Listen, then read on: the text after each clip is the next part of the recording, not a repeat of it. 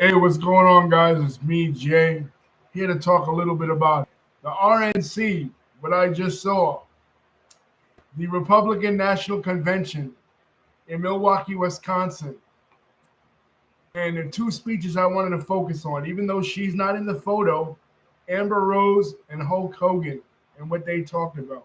The reason why I want to focus on these two in particular is because among the other celebrities that Trump is going to have come up and speak from over this over the course of these next nights.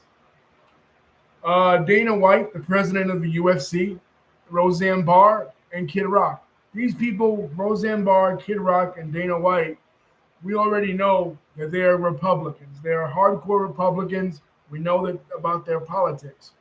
But Amber Rose and Hulk Hogan, we don't really know about their politics. Hulk Hogan uh, is in 2008, he came out and endorsed Barack Obama for president. So we assume maybe he was a liberal, right? And then in 2015, he got into his hot water situation with the racism stuff. And most recently, he came out with that beer where he fired that African American model for his beer, right? So he kind of flip flopped. But he does have a relationship with Donald Trump that goes way back. We never really talked about WrestleMania 4 and 5 on this channel all that much because it happened after the time we usually cover. But WrestleManias 4 and 5 were held at the Trump Plaza Hotel and Casino in Atlantic City.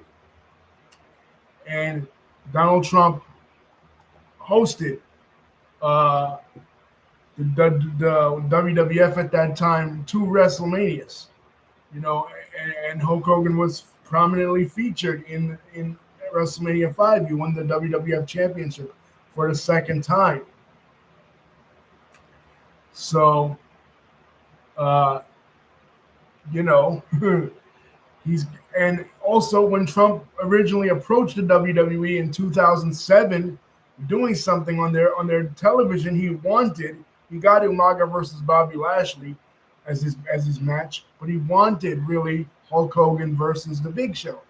Hogan was on the outs in 2007 with WWE, so it didn't go through like that. But he's always really been a friend of Hulk Hogan's. Really, he's an apprentice. He had the wrestlers on the show a lot of times. Him and Vince McMahon go way back. Two politicians, two second-generation businessmen. Both got a helping hand from their father in their respective businesses, and they both came up in the exact same city in New York. So there's that level of respect. But as far as what he said, Hogan said the same spiel he always said. I said I battled Macho Man's, I battled foreign menaces, the Iron Sheik. I slammed Andre the Giant, but never have I ever faced something like what Trump is facing. He said the country was safer under Donald Trump before 2020. The country was more confident under Donald Trump. And he said, "What you gonna do, brother, when Donald Trump runs wild on you?" Okay, and his speech was pretty comical. And Amber Rose's speech. Amber Rose, she's somebody completely different, and she talks about her political transformation. She talks about how when Donald Trump was running for president in 2016, a lot of people were telling her that Donald Trump was a racist. This was the narrative going around and it's not entirely because of media speculation. I mean, Trump started his campaign in 2015, going down the escalator, giving a speech calling Mexicans rapists. And before that, he was part of the birther conspiracy movement, suggesting that Barack Obama was born in Kenya and was not even an American citizen. The implication is that because Obama was black, he wasn't really fit to be the American president. Trump started that. He didn't actually start it. Hillary Clinton started it, but he became the face of it, actually. Hillary Clinton started in the '08 primaries. So, and then the things that he did subsequently, saying there were good guys on both sides in the Charlottesville riots in 2017. Uh, having endorsements, but she did denounce the endorsements of the likes of Matthew Heimbach and David Duke. That I give him credit for.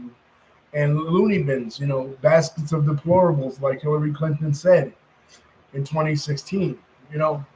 But since that time, the Trump campaign has been trying with Tim Scott, with other people of color, Candace Owens, Brandon Tatum, other, black conservatives to try and heal the wounds between himself and the black community. Because believe it or not, take away his accusations in the Central Park Five, he was a figure in hip hop that was an aspirational figure. He was in a lot of hip hop songs. He was referenced in a lot of hip hop tracks. Country Grammar comes to mind, because he was rich and opulent and because he was from the home of hip hop, New York City. So, but when he got into politics, he aligned himself with the Republican Party. He was the successor to the first African American president. So of course, his campaign in 2016 was very racial. Some of the things he did were very racial. Some of the policies he took, especially with George Floyd, Breonna Taylor in 2020, were very racial. So I feel like Amber Rose glossed over that. Amber Rose talked about how she was brainwashed by the left, right? Because she's in the music industry, she's very leftist, so she's hip hop industry. She's not a rapper. I don't know why the organizers at the RNC said she was a rapper. She's nowhere near a rapper. But anyway, uh, you know, uh, she was Wiz Khalifa. She was Kanye West's girlfriend, and then she was Wiz Khalifa's girlfriend. And that's the extent of her influence in hip hop. Anyway, they put her there as to say, oh, her father was a supporter of Trump in 2016, and she was against him because she felt Trump was racist, right? And then she figured out later on by meeting Trump that he's one of the funniest guys she ever met, that he wasn't racist, that it was actually the left, the Dems are the real racist type shit that mainstream Republicans like to peddle out. Next, she's going to be telling us that she discovered that Abraham Lincoln was actually a Republican in the 1860s.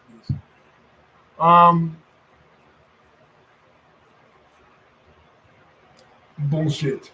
Anyway, and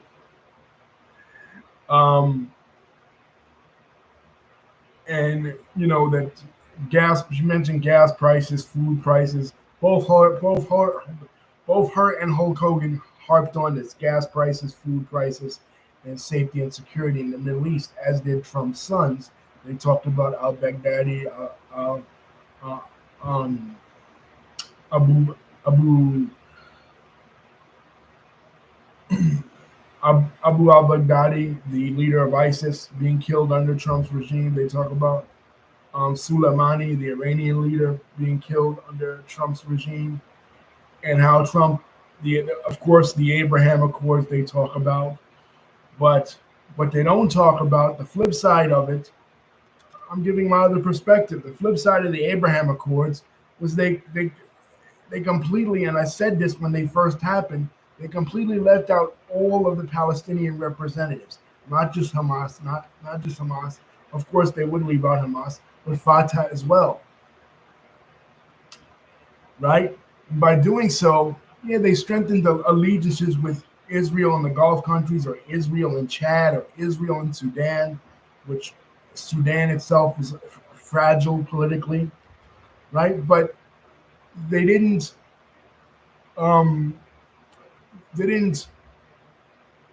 have anything to do with the Palestinians. Both Netanyahu and Trump refused to sit down with the Palestinians to negotiate a deal, and that only made them more frustrated, which eventually led to October 7th. So they only have themselves to blame. So as remarkable as the Abrahamic Accords were, they weren't talking to the right people. So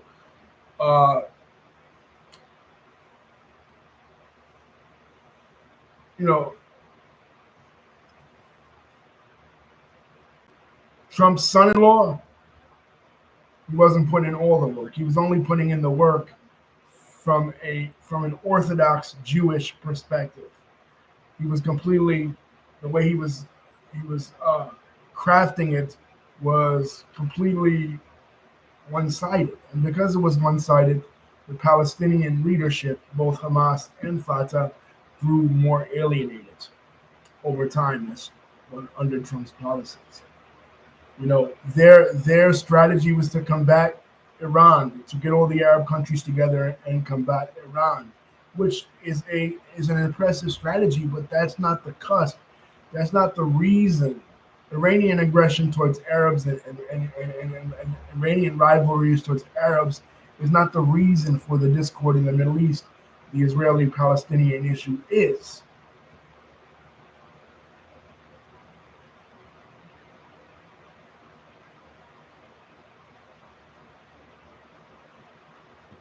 And to completely ignore that and dismiss the Palestinians and go along with what Benjamin Netanyahu was saying, and it's a fantasy. You're not saying that Trump did anything really substantial in the Middle East. He didn't end the war in Afghanistan. Biden did. He didn't start a new war, but he did escalate in Syria. Let's not forget that. And he did, just like Obama, drone strikes in other Arab countries. So he wasn't this God Messiah that they're portraying him out to be in the Middle East, at least not from the Muslim perspective. What else? Gas prices, inflation. Let me address that. Yes, it's true.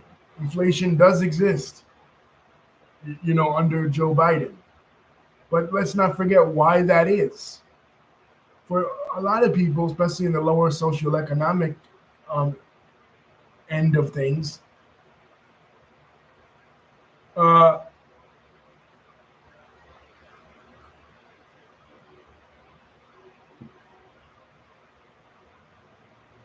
they like Trump because he gave them stimulus packages. But those stimulus packages caused the recession because the more money they print, the less the value of the money goes down. So he was doling out the stimulus packages like crazy. He was even fighting Republicans in Congress. Mitch McConnell at that time we talked about, right before January the 6th happened. I said if they'd given him more money, probably they would have been satiated.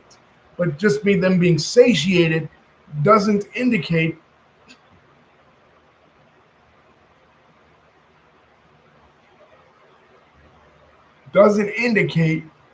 that that's good. All the stimmies that people loved, right, are the main reason why inflation exists. And Biden didn't do much of that. Biden gave like one stimmy. Trump gave out thousands of dollars. You know what I'm saying? And not only that, is the thing that they're forgetting, and the thing that both Hulk Hogan and Amber Rose left out, was that the reason why we were in an economic recession in the first place was because Donald Trump overlooked the intelligence coming from all of his East Asian experts. He completely dismissed them because he thought he knew it all about COVID-19 like 2 years ahead of time. Bob Woodward's book talks about it. You know what I mean? So we wouldn't need a stimmy. We wouldn't need to increase the production of fiat currency if there was no COVID. And they're forgetting about it like it didn't exist. You know what I mean? This is not being brought up even by Trump's opposition. Okay, he did all these great things. The economy was booming. The economy that Barack Obama put the seeds in for, by the way, and Trump just happened to inherit. We talked about that before. But nobody mentioned COVID. You know what I mean? Keep it real. Keep it 100%. They're praising Trump for the things he did. But come on, I'm here to tell you, I'm Jay Reaction. I keep it real. I keep it 100%. It wasn't all beds and roses. It wasn't like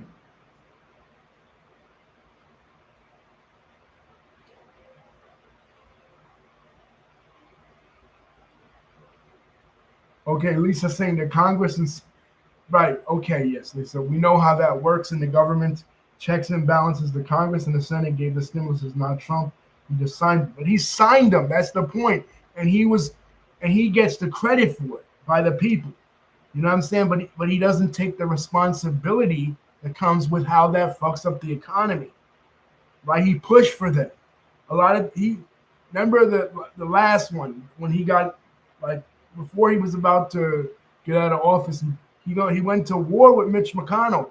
Mitch McConnell, Frogman, he didn't want to do it. You know what I'm saying? And Trump kept pushing and pushing and eventually got it through. Trump was pushing for these stimmies. You know what I mean? Ultimately, yes, Lisa's correct. The way our government runs, the power is with the legislator when it comes to that. They handle the treasury. It harkens back to the old English system when Parliament. This is one of the reasons John First in England in the 13th century dissolved Parliament because they were in control of the finances, right? They hold the purse strings. But Trump advocated for these stimmies. He said, so I hold him just as much responsible. So, and we wouldn't have need them if we didn't have COVID. It was the COVID situation and the fact they overlooked COVID and they were so negligent with COVID when they were getting intelligence coming in from other countries, and it was already a huge issue by 2019 and even before then. You know what I mean? Had he done his due diligence, had he worried less about rallies and less about how and being a narcissist, right? Exactly, Lisa. He worried less about being a narcissist, less about how the public perceived him, and more about running the country. Because see, maybe this time around, Trump will have a little bit more experience. But in the beginning, in 2016, from 2016 to 2020, his first term, the motherfucker didn't know what he was doing. He was going by the seat of his pants. He had no idea.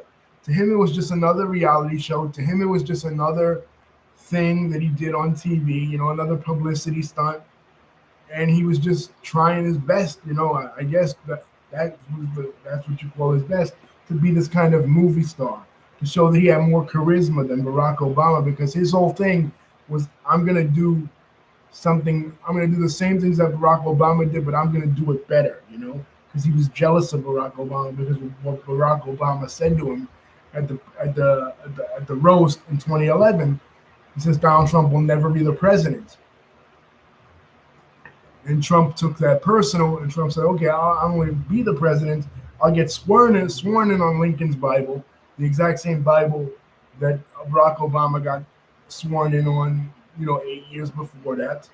And I'll try to be a better, more charismatic, more pop culture relevant, cooler president than Barack Obama. So Trump was obsessed with that. And while he was obsessed with doing all of that in the media and having the media under control and having the media love him, and which they never did, you know what I mean? While that was happening, China was plotting to send this disease into America to destroy America's economy, because he was bolstering and he was saying, threatening China with economic tariffs. That besides immigration, that was the number one thing, is like, okay, we're going to compete on a global level with China by bringing American jobs back to America. Some mining jobs that are technologically obsolete, something that was impossible, right? He went into places like West Virginia, places like Appalachia, where J.D. Vance, his vice presidential pick now, is from, right? And he promised them jobs. And this is one of the things that J.D. Vance is kissing Trump's ass, but J.D. Vance, before, not only was J.D. Vance, when he came out of college, a Barack Obama supporter and a liberal Democrat at that time, but even when he started to shift more, I had his book and I watched the movie. I said I was going to do a review on the movie. I only did a review on the trailer. I have to rewatch the movie again. But anyway, In the book, J.D. Vance says that Trump is one of the most dangerous demagogues for poor working class white Americans like himself in Appalachia because Trump is promising them things that he knows can never come true. Those manufacturing jobs that left when they went to Asia because of uh, trade deals, the PPP, or those that went to Mexico with NAFTA in the 90s, those jobs are never coming back. You know what I mean? Those jobs are never coming back, and if they are, they're all going to be done by automation. This is the future. AI is the future, and Trump is not being honest with his base. He's appealing to their wants and their needs to provide for their families, but he's not being honest with them. He's not being honest with what he can actually accomplish.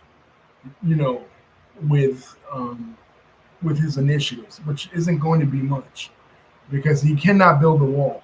You need money from Congress to do that, and they're not going. There's no way they're going to approve him building a wall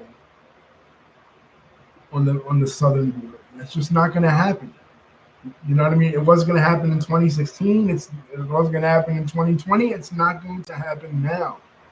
It's never going to happen. It is a pipe dream, because members of the white conservative elite, they want to turn back the clock to the 1950s when America was 80-something% white. But it's impossible. It can't be done.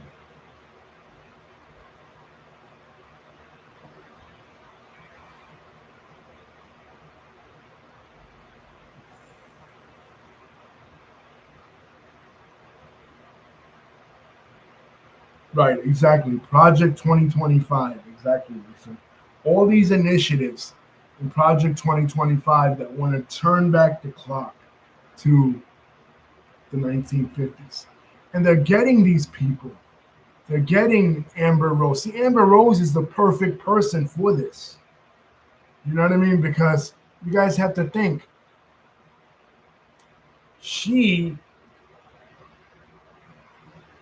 The way they look at it is like, okay, she's a woman of color, right? They don't know she's vaguely black. She's actually Cape Verdean, right? Which Cape Verdean people are black. They're from West Africa.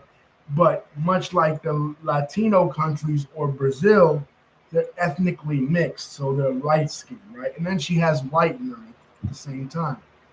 You know what I mean? There's a huge Cape Verdean population in the state of Rhode Island and Massachusetts. Famous Cape Verdean person, Lisa Left Eye Lopez from TLC. They speak Portuguese. They're like an island version of Brazilians, basically. But anyway, they want to position her as a person of color. They want to position her as a woman's. She's a reform woman's liberator. Now she's come to her senses. So they're using her as a catalyst to not only vote for Trump, but to say that abortion is bad, right? Because they need women on board to say that abortion is bad. They need women to say it. Because just like the Equal Rights Amendment in the 70s, who did they use as their main opponent of the Equal Rights Amendment? Phyllis Schlafly, a woman. You know what I mean? Because how does it look? What are the optics like when a guy like J.D. Vance or a guy like Trump or a guy like Mike Johnson, at least she's not a reform coach, she's still Mike Johnson, the Speaker of the House, go up there and say,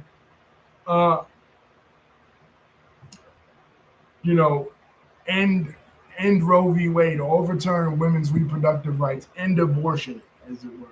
It looks terrible because they're men, but if a woman says it, and a woman that is a cultural modern icon that a lot of women follow, that is very influential with women, it will work. You know what I mean? It will work. So all of these picks, right, are strategic for a strategic reason. Hulk Hogan, because I don't know, meathead wrestling fans. I don't know. I don't know what the demographic is there. But he did this last time. You know what I mean? He had 2020 Lil Pump, right? Always trying to Trump is always trying to use celebrities,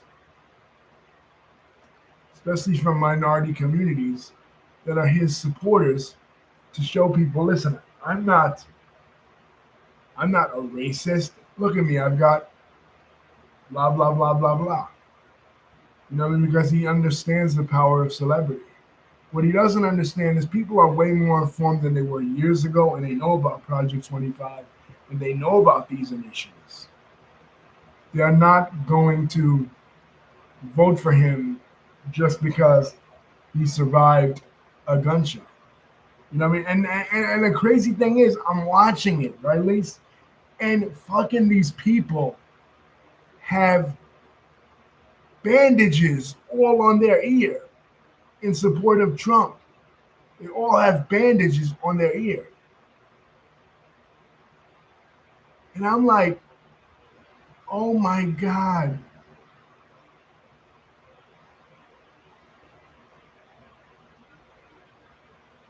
They don't they don't just like him as a candidate. They love him as a man.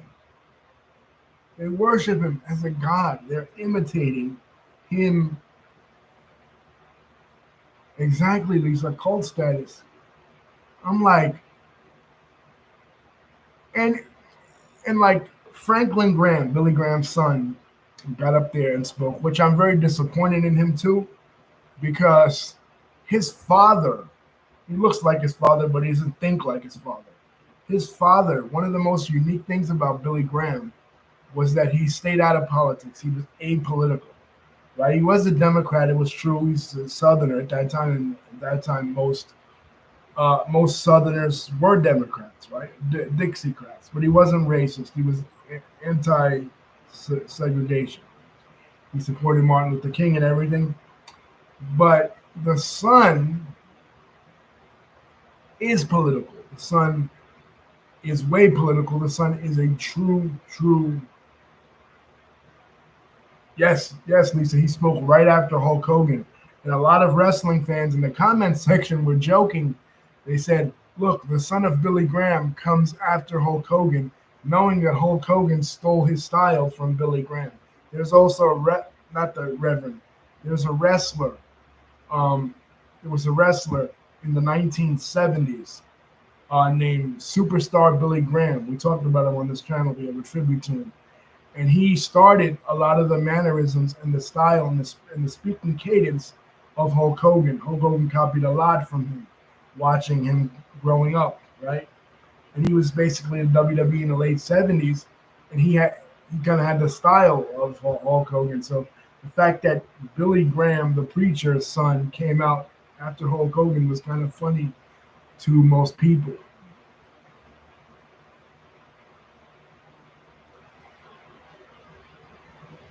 But Franklin Graham has been more vocal. Franklin Graham says a lot of things that are Islamophobic, stuff that Billy Graham would never say, things that are outlandish, things that are, and he had a prayer.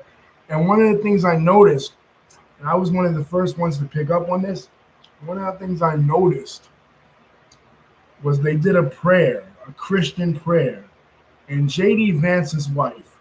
Now we know J.D. Vance's wife is not Christian, right? She is, I believe she's a Hindu or she's a Sikh.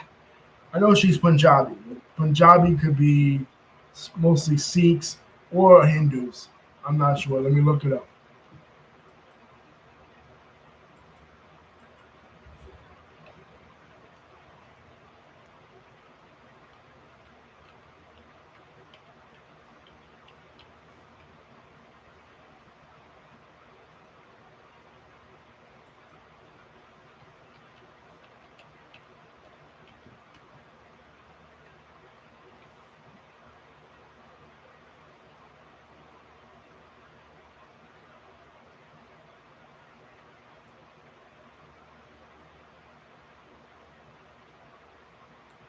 Okay, yes, she's a Hindu.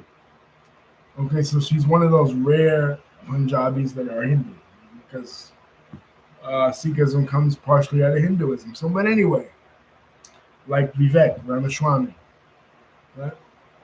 But like they're all sitting around praying and praying, and everyone has their eyes closed except JD Vance's wife. Now, tomorrow in the conservative news reports, you're going to hear, "Oh, outrage! JD Vance's wife didn't close her eyes at the prayer at the Republican National Convention," because they're already up in arms that he picked JD Vance as a candidate, and JD Vance has a non-white wife who's non-white, non-Christian. She's Indian, right? They're already upset about that.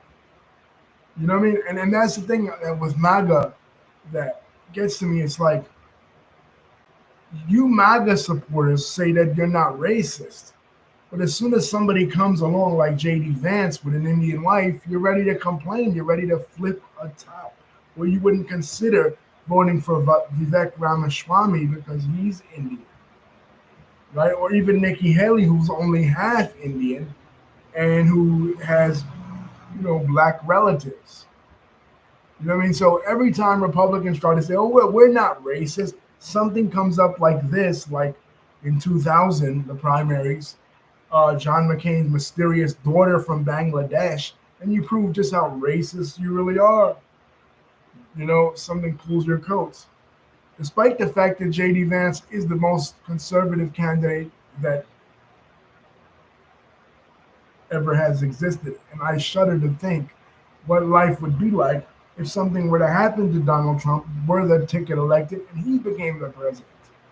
This man, you want to talk about experience, he has no experience. He's been in the Senate for 2 years. So I don't want anybody to ever say, well, Barack Obama was only in the Senate for 2 years and he became the president. Look at JD Vance. You know what I mean? 2 years before that, he was writing his book and he was nobody.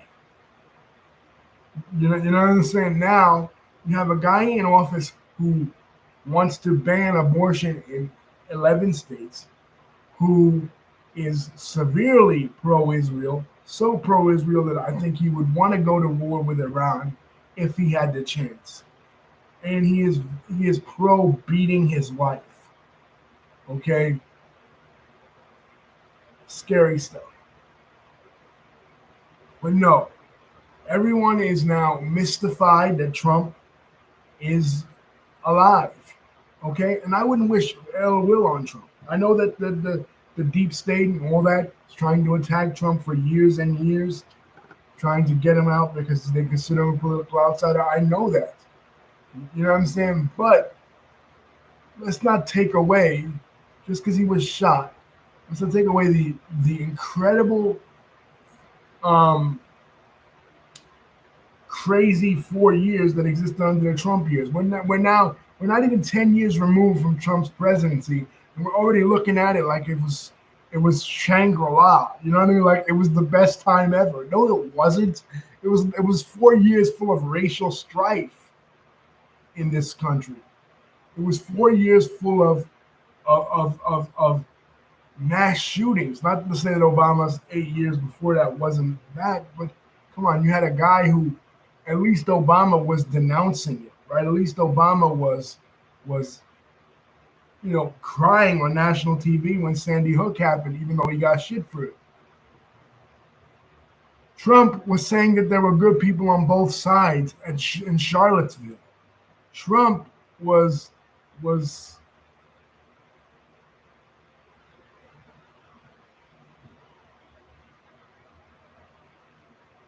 tweeting out racist things every chance he got. They act like this racist or sexist or anti-LGBT thing is a boogeyman.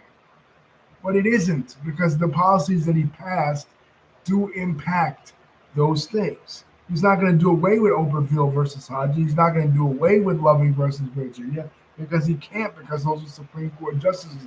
But the conservative justices that he appointed during his presidency allowed for Roe v. Wade to be overturned in 2022. What don't you get, you guys?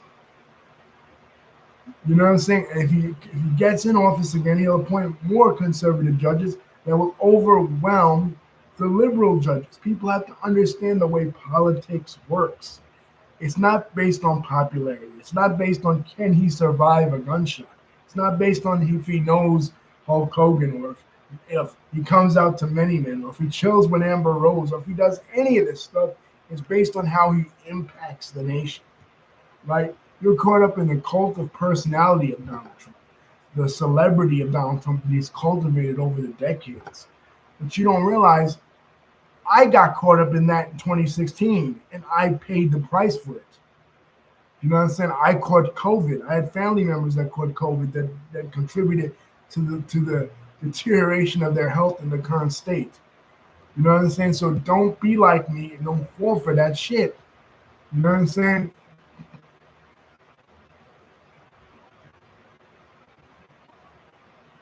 He talks a good game, but he didn't do anything. And here, in this case, in Biden, and I'm not saying I'm for Biden either. I think Biden should step down. Biden is totally mentally incapacitated. He has COVID now. He doesn't know whether he's coming or going. You know, he's calling uh, Vladimir Zelensky Vladimir Putin. So I'm not saying that Biden, even Obama's telling Biden, look, Obama and Biden are like this, bro. And Obama is telling Biden right now, step down, Joe. You know, it's over. Most people are saying that, step down. They want him to step down. So it's not that but in this case, we have a very unique case. In no other election in American history that we've ever had, because we know what these guys can do. We know what both these men are capable of. Biden's already the president, and Trump has been the president before. You know what I mean? So we know what he's capable of. We know what it was like. It wasn't that long ago. We're looking back 4 years ago. But see, we got to look back objectively. We got to remember what things was like as a whole. Not gas prices, not inflation, not none of that. Not safety in our streets, because look, presidents don't control that. You know what I mean? That's controlled by your local politicians, you know, more law enforcement. If anything, safety in the streets, you could blame that on the fact that the Black Lives Matter movement was amped up because he did nothing about police brutality. So the response to that was the defund the police, the radical defund the police initiative of um, of the left. You know what I mean? Was it radical? Yeah. Was it stupid? Yeah, of course. Defund the police is a stupid slogan and a stupid strategy, and we paid for it in the urban areas. And I think that contributed to people disliking, you know, the BLM movement. You know what I mean? And but had the police brutality not happened, had the Nazis, had the KKK people, had the radical right wing not been amped up by Trump's rhetoric and by the rhetoric of those on the alt right, that probably would have never happened. You know what I mean? So you have to take that into account. The gas prices, the inflation, I already spoke about that. Trump's worsening with cutting, completely bullying and saying, oh, well, we're not going to do anything about the Iran deal. Completely bullying Iran. Obama was trying to work with Iran, trying to work with them the best that he could, you know, to maintain a peace, a semblance of peace in the Middle East. What does Trump do? He comes in and he upsets the entire apple cart. And he and Jared Kushner give all the support to the Israelis and none of the support to the Palestinians, which caused the problems in the Middle East that we have today. Also, the problems in Ukraine. What were the cause of that? People say that didn't exist under Trump because he was tough with Putin. No, he wasn't. He was completely coddling Putin. There were jokes on SNL that Putin was his boyfriend. What happened was he was coddling Putin, and he was giving Putin the energy, and he was psychologically manipulating Putin, and he was giving Putin the tools. Putin said, if Trump could do it in America, I could do it here. If Trump could make America great again, I could make the Soviet Union great again. And how do I do that? is by invading Ukraine, a former territory of the Soviet Union. So in any event, their friendship hyped up Putin, irredentist, um, irredentist spirit of Putin. So Trump is responsible for the mess we have now. You know what I mean? Trump is responsible for it all. You know what I'm saying? So looking back on his past 4 years and saying, "Oh, you know, it's the Trump years were so great." No, they weren't. You know what I mean? I could understand looking at the 80s like that or the 50s like that because that's time removed.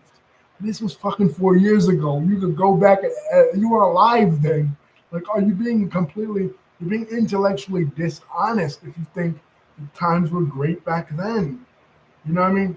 The seeds they planted then grew into the flowers of the, or I should say, the jungles that exist today. I mean, what don't you get?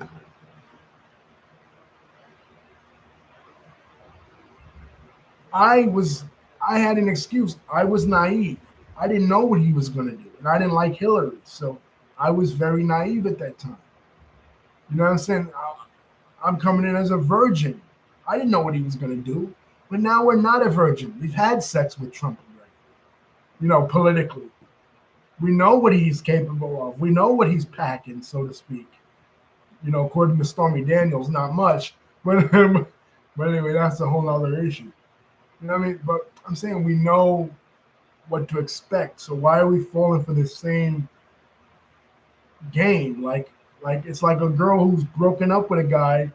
Like I saw this thing on TMZ where people said, "Oh, they want Nas and Khalees to get back together." And Khalees was like, "Why? I've already been with him. It's been 20 years. Why would I get back with him?" So this is like this. Why would we get back with somebody that the relationship didn't work out in the first place? You know, they got us sick. They got us broke.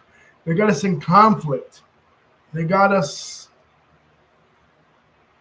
in turmoil with our families. You know what I mean? Why would you do that? Why would you? Because Hulk Hogan told you? Because Amber Rose told you? Like that's all it takes. And this world truly is lost. You know what I mean? And again, it's not an endorsement for Joe Biden because I don't even like Joe Biden anymore. I think he should step down. But come on, don't fall for the same mistake I did just because